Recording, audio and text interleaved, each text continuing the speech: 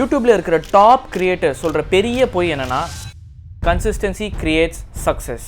அதுக்கு நான் consistency work ஆகாதுன்னு சொல்லலை, கன்சிஸ்டன்சி ஒர்க் ஆகும். ஆனால் எப்போ ஆகும்னா இப்போ ஹியூமன் அட்டென்ஷன் எப்படி ஒர்க் ஆகுது, அதை வச்சு எப்படி ஒருத்தவங்க நம்ம வீடியோ ஃபுல்லாக பார்க்க வைக்கிறதுன்ற கான்செப்டை புரிஞ்சுக்கிறீங்களோ அப்போ தான் கன்சிஸ்டன்சி ஒர்க் ஆகும். இன்னைக்கு இந்த வீடியோவில் நம்ம பெரிய கிரியேட்டர் சக்ஸஸ்ஃபுல்லாக இருக்க காரணம் என்ன, அவங்களோட ஸ்ட்ராட்டஜிஸ் என்னென்ன, ஹியூமன் அட்டென்ஷன் எப்படி ஒர்க் ஆகுது, அதை யூஸ் பண்ணி எப்படி ஒருத்தவங்க நம்ம வீடியோக்குள்ளே வர வைக்கிறது, வீடியோ ஃபுல்லாக எப்படி பார்க்க வைக்கிறது, இதெல்லாம் பற்றி தான் நான் எனக்கு எக்ஸ்பிளைன் பண்ண போகிறேன். பை த வே, என்னோட பேர் காசிராஜ் மோகன்குமார். நான் ஒரு யூடியூப் ஸ்ட்ராட்டஜிஸ்ட். இந்த மாதிரி பல டாப் கிரியேட்டர்ஸோட நூற்றுக்கணக்கான வீடியோஸை அனலைஸ் பண்ணி அவங்களோட ஸ்ட்ராட்டஜிஸ், ஃப்ரேம் ஒர்க்ஸ், ஐடியாஸ் எல்லாத்தையுமே நம்ம தமிழ் இண்டஸ்ட்ரியில் இருக்கக்கூடிய பிகினர் கிரியேட்டர்ஸ்க்காக பிரேக் டவுன் பண்ணி அவங்க சேனலில் டைம் வேஸ்ட் பண்ணாமல் ஃபாஸ்ட்டாக ஈஸியாக க்ரோ பண்ணுறதுக்கு ஹெல்ப் பண்ணிட்டு இருக்கேன். இந்த வீடியோட எண்டுக்குள்ளே உங்களுக்கு ஹியூமன் அட்டென்ஷனை கிராப் பண்ணுறதுக்கு தேவையான எல்லா ஸ்ட்ராட்டஜிஸ் அண்ட் ஐடியாஸையும் உங்களுக்கு நான் சொல்லித்தரேன். ஸோ தட் உங்களோட சேனலில் ஈஸியாக அண்ட் ஃபாஸ்ட்டாக நீங்கள் உங்களை க்ரோ பண்ண முடியும்.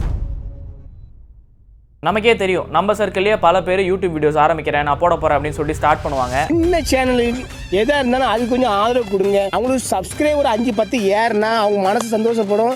மறக்காம சர்ப்ரைஸ் பண்ணுங்க. ஆனால் கொஞ்ச நாளுக்கு அப்புறமா அந்த மோட்டிவேஷன் போயிடும். ஏன்னா ஒரு யூடியூப் வீடியோ பண்ணுறதுக்கு நிறைய டைம் அண்ட் எஃபர்ட் தேவைப்படும். அதுவும் எஸ்பெஷலி ஒரு எஜுகேஷன் டைப் ஆஃப் கண்டென்ட் போகக்கூடிய சேனல், ஒரு டாப்பிக்கை பற்றி எக்ஸ்பிளைன் பண்ணி கண்டென்ட் போஸ்ட் பண்ணுற சேனலுக்கு ரொம்பவே டைம் அண்ட் எஃபர்ட் தேவைப்படும். When did you start YouTubing? 2016. So A2Dயோட பூம் இயர்னா 2023 சொல்லுங்க. எவ்வளவு வருஷம் ஆச்சு? அது எல்லாத்தையும் தாண்டி நான் கஷ்டப்பட்டாலும் பரவாயில்ல, நான் எப்படியாவது வீடியோஸ் போட்டு பெரிய ஆள் ஆயிடுவேன் அப்படின்னு சொல்லி யூடியூப்ல வீடியோஸ் போஸ்ட் பண்ற ஒரு சில சேனல்ல ஒரு சில பேர் 30-40 வீடியோ போட்டிருப்பாங்க. ஆனால் அவங்களுக்கு வியூஸே வந்திருக்காது. ஏதோ ஒரு 1000 இல்லை ஒரு 400 வியூஸ்க்குள்ளே தான் அந்த மாதிரி தான் போக ஆரம்பிக்கும். ஆனால் நிறைய பேர் 3-4 வீடியோ தான் போட்டிருப்பாங்க. ஆனால் அந்த 4வது வீடியோவே செம வைரலாக இருக்கும். When did you start YouTube? ஆமா, இங்க எடுத்த உடனே ஹிட் ஆயிட்டேன் நினைக்கிறேன். 2020. ஆமா. ஆனா எனக்கு 9 வீடியோ 9th வீடியோவே வைரல். அப்படி ஆச்சுன்னா அது லக்கெல்லாம் கிடையாது, அது பியூர் சைக்காலஜிக்கல் டிசைன். இந்த மாதிரி ஷார்ட் ஸ்பேனில் வைரல் ஆகிற கிரியேட்டர்ஸ் ஜஸ்ட் லைக் தட் ஒரு வீடியோ எடுத்து போஸ்ட் பண்ண மாட்டாங்க. என்ன பண்ணால் ஃபுல்லாக வீடியோவை ஸ்கிப் பண்ணாமல் பார்ப்பாங்க அப்படின்னு டீட்டெயில்டாக ரிசர்ச் பண்ணி ஃப்ரம் வீடியோவோட ஸ்டார்டிங் ஐடியாவிலேருந்து அதை எடிட் பண்ணி போஸ்ட் பண்ணுற வரைக்கும் அவங்க அட்டென்ஷனை எப்படி ஹோல்ட் பண்ணுறதுன்ற ஒரு பெர்ஸ்பெக்டிவ்லேருந்து தான் திங்க் பண்ணி கிரியேட் பண்ணுவாங்க. இந்த மாதிரி நீங்கள் வீடியோஸ் கிரியேட் பண்ணி கன்சிஸ்டண்ட்டாக போஸ்ட் பண்ணால் மட்டும்தான் கன்சிஸ்டன்சி ஒர்க் ஆகும். சரி காசி, அப்போ என்ன பண்ணால் நம்ம வியூவரோட அட்டென்ஷனை நம்மளால கிராப் பண்ண முடியும் அப்படின்னு கேட்டிங்கன்னா, மோஸ்ட்டாக பெரிய கிரியேட்டர்ஸ் 3 விதமாக வியூவரோட அட்டென்ஷனை கிராப் பண்ணுவாங்க. ஆனால் அதுக்கு முன்னாடி நம்ம முதல்ல யூடியூப்பில் நம்ம எப்படி வீடியோஸ் பார்க்குறோம் அப்படின்ற கான்செப்டை நீங்கள் போல புரிஞ்சுக்கணும். பொதுவாக இப்போ நம்ம யூடியூப்பில் ஒரு வீடியோ பார்க்குறோன்னா நம்ம அதை 2 வகையாக பார்ப்போம். ஒன்று, நமக்கு ஏதாவது பார்க்கணும் இல்லை கற்றுக்கணும் இல்லை தெரிஞ்சுக்கணும்னு தெரிஞ்சு அதை நம்ம யூடியூப்பில் போய் சர்ச் பண்ணி பார்ப்போம். இன்னொன்று, நம்ம யூடியூப்பை நார்மலாக ஓப்பன் பண்ணாலே சஜஷன்ஸில் நிறைய வீடியோஸ் வரும். அதில் ஏதாவது நமக்கு பிடிச்சிருக்கிற மாதிரி இருக்குது, அதை கிளிக் பண்ணி அதை ஓப்பன் பண்ணி பார்ப்போம். இதில் நான் செகண்டாக சொன்ன கான்செப்ட், நம்ம சஜஷன்ஸில் வர வீடியோஸை நம்ம கிளிக் பண்ணி ஓப்பன் பண்ணி பார்க்குறோம்ல, அதுதான் அதிகம். அப்படி நம்ம சஜஷன்ஸில் ஒரு வீடியோ வரும்போது அதை நம்மளை கிளிக் பண்ண வைக்கிற ஒரு விஷயம் அந்த தம்ப்நெயில் அண்ட் டைட்டில். இது 2 தான் உங்களோட ஸ்டார்டிங் பாயிண்ட். நீங்கள் என்ன தான் சூப்பராக ஒரு டாபிக் எடுத்து அதை எக்ஸ்பிளைன் பண்ணி ஒரு வீடியோ கிரியேட் பண்ணியிருந்தாலும், இல்லை நிறைய எஃபர்ட் போட்டு ஒரு அழகாக ஒரு வீடியோ எடிட் பண்ணி வச்சுருந்தாலும், அதை முதல்ல பீப்புள் வந்து பார்க்கணுன்னா அதுக்கு உங்கள் வீடியோவை கிளிக் பண்ணி அவங்க முதல்ல உள்ளே வரணும். அதுக்கு உங்களோட வீடியோவோட ஐடியாவும் தம்ப்நெயிலும் இன்ட்ரெஸ்டிங்காக இருக்கணும். பட் த ப்ராப்ளம் இஸ், புதுசாக வீடியோ கிரியேட் பண்ணுற எல்லாருமே ஃபஸ்ட்டு வீடியோவெல்லாம் அழகாக எடுத்து முடிச்சுட்டு அழகாக எடிட் பண்ணிட்டு போஸ்ட் பண்ண போகிற நேரத்தில் அதுலேருந்து ஏதாவது ஒரு ஸ்க்ரீன்ஷாட்டை எடுத்து அழகாக அது மேலே கொஞ்சம் டெக்ஸ்ட்டை போட்டுட்டு இதுதான் தம்ப்நெயில் அப்படின்னு சொல்லிட்டு போஸ்ட் பண்ணிவிடுவாங்க. அப்புறம் போஸ்ட் பண்ணிட்டதுக்கப்புறமா என்னடா நல்லா தானே நம்ம வீடியோ பண்ணியிருக்கோம், எதுக்கு நமக்கு வியூஸே வரல அப்படின்னா எப்படி வரும்? நீங்கள் வீடியோவில் எவ்வளோ எஃபர்ட் போட்டிருக்கீங்க, எப்படி அதை எக்ஸ்பிளைன் பண்ணிருக்கீங்கன்னு சொல்லிட்டு உங்கள் வீடியோ ஓப்பனே பண்ணாத உங்கள் ஆடியன்ஸ்க்கு அது எப்படி தெரியும்? யூடியூப்பில் பெருசாக சக்ஸஸ்ஃபுல்லாக இருக்கக்கூடிய கிரியேட்டர்ஸ் ஒரு வீடியோவை பண்ணுறதுக்கு முன்னாடி அந்த டைட்டில், அந்த ஐடியா, அந்த தம்ப்நெயில் இது 3த்தையும் உட்காந்து கிரியேட் பண்ணி அவங்க சர்க்கிள்குள்ளே அதை டெஸ்ட் பண்ணி அது ஒர்க் ஆகுதுன்ற ப்ரூஃப் கிடச்சாதான் அந்த வீடியோவே பண்ணுவாங்க.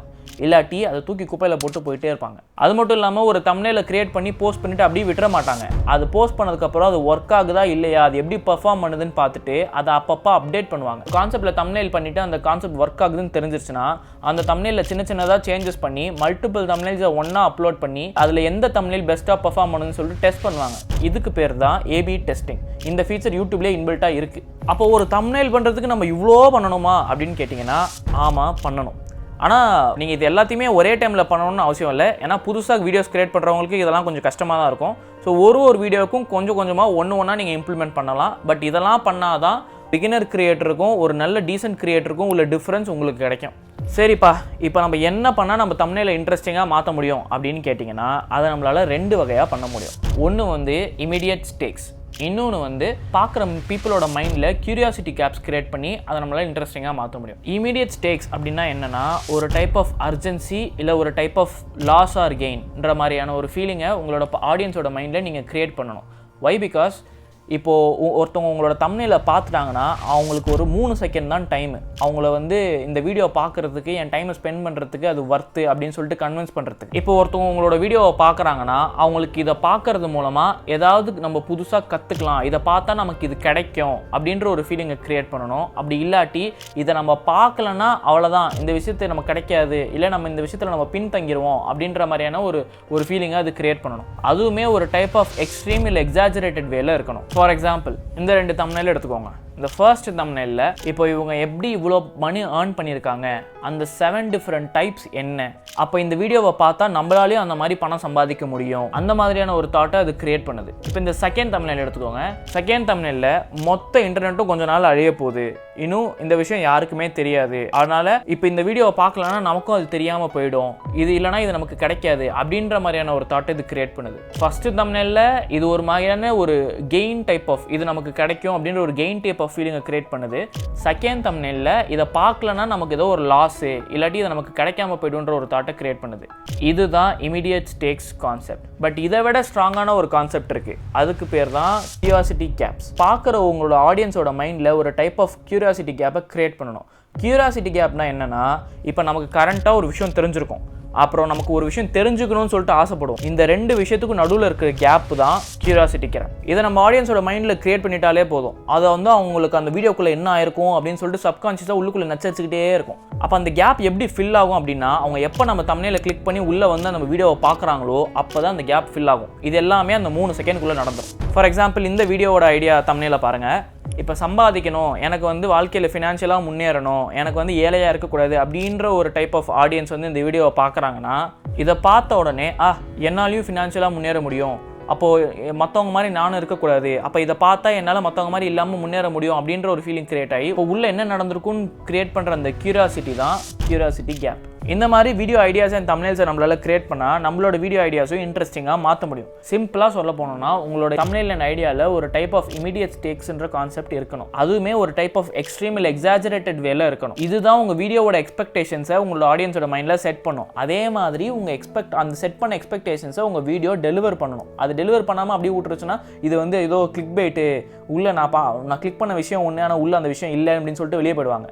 ஸோ அதனால் நீங்கள் செட் பண்ணுற எக்ஸ்பெக்டேஷன்ஸை அது உங்கள் வீடியோ ஃபுல்ஃபில் பண்ணணும். செகண்டு, உங்களோட ஆடியன்ஸோட மைண்டில் ஒரு கியூரியாசிட்டி கேப்ஸை கிரியேட் பண்ணணும். இந்த கியூரியாசிட்டி கேப்ஸ் தான் அது இன்ட்ரெஸ்டிங்காக மாற்றும். ஃபார் எக்ஸாம்பிள் உள்ளுக்குள்ளே வந்து ஒரு டைப் ஆஃப் சர்ப்ரைஸ் இல்லை ஒரு ஆஹா அப்படியா அப்படின்ற ஒரு மூமெண்ட்டாக அவங்க கிரியேட் பண்ணணும். இது எல்லாத்தையும் தாண்டி உங்கள் டைட்டில் வந்து 50 கேரக்டர்ஸ் ஆர் லெஸ்க்குள்ளே இருக்கணும். ஏன் அப்படின்னா ஒரு ஒரு டைட்டிலை பார்த்த உடனே அவங்களுக்கு இன்ஸ்டண்ட்டாக நீங்கள் என்ன சொல்ல வரீங்க அப்படின்ற ஐடியா அவங்களுக்கு கன்வே ஆகணும். ஏன்னா நீங்கள் பெருசாக நல்லா 10 பக்கத்துக்கு டைட்டில் வச்சிங்கன்னா யாரும் உட்காந்து படிச்சுட்டுலாம் இருக்க மாட்டாங்க. எவ்வளோக்கு எவ்வளோ நீங்கள் குட்டியான டைட்டில் வைக்கிறீங்களோ அவ்வளோக்கு அவ்வளோ அது பெட்டராக பெர்ஃபார்ம் பண்ணும். ஏன்னா நம்மளே ஸ்க்ரோல் பண்ணும்போது கண்ணால் ஸ்கேன் பண்ணிவிட்டு அப்படி ஸ்க்ரோல் பண்ணுறோம், உட்காந்து படிச்சுட்டுலாம் இருக்க மாட்டோம். ஸோ அந்த 3 செகண்டுக்குள்ளே இது எல்லாமே நடந்து முடிக்கணும்னா உங்களோட டைட்டில் வந்து ரொம்ப ஷார்ட்டராக இருக்கணும். அட்லீஸ்ட் ஒரு 50 கேரக்டர்ஸ்க்குள்ளே இருக்கணும். ஒன்ஸ் நீங்கள் உங்களோட டைட்டில் அண்ட் தம்ப்நெயில்லாம் கிரியேட் பண்ணிட்டீங்கன்னா அதை டெஸ்ட் பண்ணி பாருங்கள். லைக் தம்ப்நெயில் ப்ரிவ்யூ டெஸ்ட் அப்படின்னு சொல்லிட்டு ஆன்லைனில் சர்ச் பண்ணிங்கன்னா இந்த வெப்சைட் வரும். இதுக்குள்ளே போய்ட்டு உங்களோட டைட்டில் அண்ட் தம்ப்நெயில் அப்லோட் பண்ணி ப்ரொசீட் கொடுத்தீங்கன்னா டிஃப்ரெண்ட் டிவைசஸில் அது எப்படி இருக்குன்னு சொல்லிட்டு உங்களுக்கு ஒரு மார்க்கப்பில் காட்டும். அப்போ நீங்கள் ஒரு ஆடியன்ஸோட பெர்ஸ்பெக்டிவில் உங்களோட வீடியோ எப்படி வருதுன்னு நீங்கள் பார்க்க போகும்போது அதை டக்குன்னு உங்கள் அட்டென்ஷனை கிராப் பண்ணுதா, அப்படி பண்ணலையா அப்படின்னு சொல்லிட்டு உங்களையே நீங்கள் கேட்டு பாருங்கள். அந்த மாதிரி பண்ணும்போது உங்களுக்கே தெரியும் நமக்கு ஒரு 10 தம்ப்நெயில் நடுவில் நம்ம தம்ப்நெயில் எப்படி இருக்குது, இதை நமக்கு கிளிக் பண்ணுவோமா, நமக்கு இந்த வீடியோ பார்க்கணும்னா இதை கிளிக் பண்ணுவோமா அப்படின்னு நீங்கள் யோசிச்சாலே அது கரெக்டாக இல்லையான்னு உங்களுக்கே தெரிஞ்சு. சரி காசி, இப்போ நீ சொன்ன மாதிரி நான் கான்செப்ட்ஸ்லாம் யூஸ் பண்ணி என்னோடய வீடியோ டைட்டில்லாம் கிரியேட் பண்ணிட்டேன், அப்லோட் பண்ணிட்டேன், அது எல்லாமே ஒர்க் ஆகுது. ஆனால் எல்லாருமே உள்ளே வராங்க, உள்ளே வந்து பார்க்குறாங்க, கொஞ்ச நேரத்துக்கு அப்புறமா அவங்க எல்லாம் வெளியே போயிடுறாங்க அப்படின்ற ஒரு இஷ்யூவை ஃபேஸ் பண்ணிங்கன்னா அதுக்கு காரணம் வீடியோ பேசிங்னா என்னென்னா உங்கள் வீடியோவோட ஸ்பீட் அண்ட் ரிதம். ஸ்பீட்னா நல்லா வேகமாக அப்படி பேசி அப்படி வீடியோ போடுறதில்ல.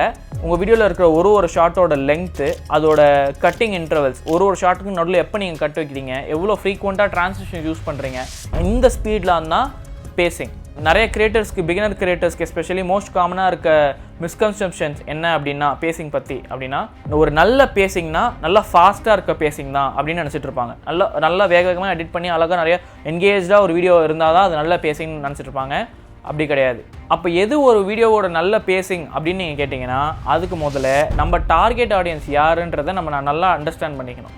ஃபார் எக்ஸாம்பிள், இப்போ உங்களோட டார்கெட் ஆடியன்ஸ் வந்து ஒரு யங் பீப்புள், ஒரு 18 இயர்ஸ் டு 35 இயர்ஸ்க்குள்ளே இருக்க ஒரு பீப்புள்னா அவங்களோட அட்டென்ஷன் ஸ்பேன் ரொம்ப கம்மியாக தான் இருக்கும். ஸோ அந்த மாதிரியான ஆடியன்ஸ்க்கு ஒரு ஃபாஸ்ட் பேசிங்கில் தான் இருக்கணும். நீங்கள் ரொம்ப நேரம் ஒரே மாதிரி பேசிக்கிட்டே உட்காந்து அப்படியே பேசிக்கிட்டே இருந்தீங்கன்னா கொஞ்ச நேரத்துக்கு அப்புறம் உங்களுக்கு போர் அடிச்சிடும், அவங்க ஏஞ்சி வெளியே போயிடுவாங்க. எவ்ரி 2 to 4 or 5 செகண்ட்ஸ்க்கு நடுவில் ஒரு ஷார்ட் கட் வந்துக்கிட்டே இருக்கணும். இல்லாட்டி ஏதாவது ஒரு டிரான்சிஷன் அங்கே நடந்துக்கிட்டே இருக்கணும். உங்களோட பேசுகிற ஷார்ட்லேயே ஒரு டிஃப்ரெண்ட் ஆங்கிளாக இருக்கலாம், இல்லை வேறு ஏதாவது ஒரு பேக்ரவுண்டாக இருக்கலாம், இல்லை வேறு ஏதாவது ஒரு ஸ்க்ரீன் ரெக்கார்டிங்கோ இமேஜோ இல்லை எதுவாக வேணா இருக்கலாம். ஒரு ஏதாவது கான்ஸ்டன்ட்டான விஷுவல் சேஞ்ச் நடந்துக்கிட்டே இருக்கணும். அப்படி இல்லாட்டி அவங்களுக்கு கொஞ்ச நேரத்தில் அவங்க அட்டென்ஷன் இழந்துருவாங்க, இழந்து அவங்க வீடியோ விட்டு வெளியே போயிடுவாங்க. இந்த மாதிரி கான்ஸ்டண்ட்டாக ஒரு விஷுவல் சேஞ்சை காமிச்சு ஒருத்தவங்களை வீடியோ முழுக்க கொண்டு வரதுக்கு பேர் தான் ரிட்டென்ஷன்னு சொல்லுவோம். ஆனால் இதுவே இப்போ நீங்கள் சப்போஸ் உங்களோட டார்கெட் ஆடியன்ஸ் வந்து ஒரு ஓல்டு கேட்டகரி பீப்புள், லைக் ஒரு 50 இல்லை 60 இயர்ஸ் பீப்புள் அப்படின்னா, இப்போ சப்போஸ் அவங்க ஒரு ஃபினான்ஷியலில் எப்படி இன்வெஸ்ட் பண்ணுறது, இல்லை அவங்களோட ரிட்டையர்மெண்ட் பிளான் பற்றியோ இல்லை அந்த மாதிரி ஏதாவது ஒரு வீடியோ பார்க்குறேன்னு வச்சுக்கோங்க.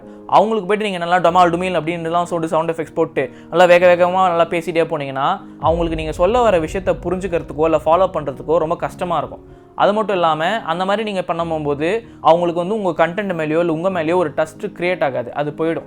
இந்த மாதிரியான டைப் ஆஃப் ஆடியன்ஸ்க்கு ஒரு ஸ்லோ இல்லை ஒரு மீடியம் பேஸ்டான ஒரு வீடியோ தான் பெஸ்ட் சூட்டபுளாக இருக்கும். ஸோ அதனால் ஒரு நல்ல பேசிங்கன்றது ஒரு டெஃபினட்டான சொல்யூஷன் கிடையாது. ஒரு ஆடியன்ஸ்க்கு ஏற்ற மாதிரி ஒரு வீடியோக்கு ஏற்ற மாதிரி அது மாறிக்கிட்டே இருக்கும். பட் ஓவரால் ஐடியா ஒன்று தான். வியூவரோட அட்டென்ஷனை ஹோல்ட் பண்ணுறதுக்கு பேசிங் வெரி வெரி முக்கியம்.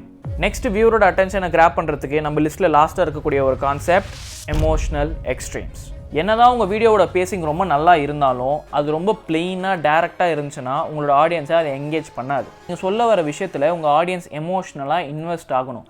அதுக்குன்னு நான் ரொம்ப சினிமேட்டிக்காக நீங்கள் சொல்கிறத கேட்டு ட்ராமேட்டிக்காக அப்படியே அலணும்லாம் நான் சொல்லலை. அவங்களுக்கு ஒரு டைப் ஆஃப் எமோஷ்னல் ரெஸ்பான்ஸை நீங்கள் அவங்களுக்கு க்ரியேட் பண்ணணும். லைக் நீங்கள் சொல்ல வர விஷயத்த அப்படி டக்குன்னு எடுத்து சொல்லாமல் அதை நீங்கள் ஏன் சொல்கிறீங்க அப்படின்ற ஒரு ரீசனிங் கொடுத்து அவங்களுக்கு அதை எக்ஸ்பிளைன் பண்ணும்போது உங்கள் ஆடியன்ஸ்க்கு நீங்கள் சொல்ல வர விஷயத்த அவங்க வெயிட் பண்ணி கேட்கறதுனால என்னமோ அவங்களே அதை ஏர்ன் பண்ண மாதிரியான ஒரு ஃபீலிங்காக கொடுக்கும். அது அவங்களை எமோஷ்னலாக உங்கள் வீடியோவில் இன்வெஸ்ட் பண்ண வைக்கும். இந்த மெத்தடை நீங்கள் எல்லா மூவிஸ் அண்ட் டாக்குமெண்ட்ரிஸ்லையுமே பார்க்கலாம். இது வெறும் மூவிஸ் மட்டும் இல்லை, எல்லா type of visual story telling பிளேசஸ்லையும் இது யூஸ் பண்ணுவாங்க. இதுக்கு பேர் தான் 3 ஆக்ட் ஸ்டோரி ஸ்ட்ரக்சர். இன்னும் சிம்பிளாக சொல்ல போனோம்னா நீங்கள் சொல்ல வர விஷயத்த 3 வகையாக பிரிக்கணும். First, setup. Second, progress.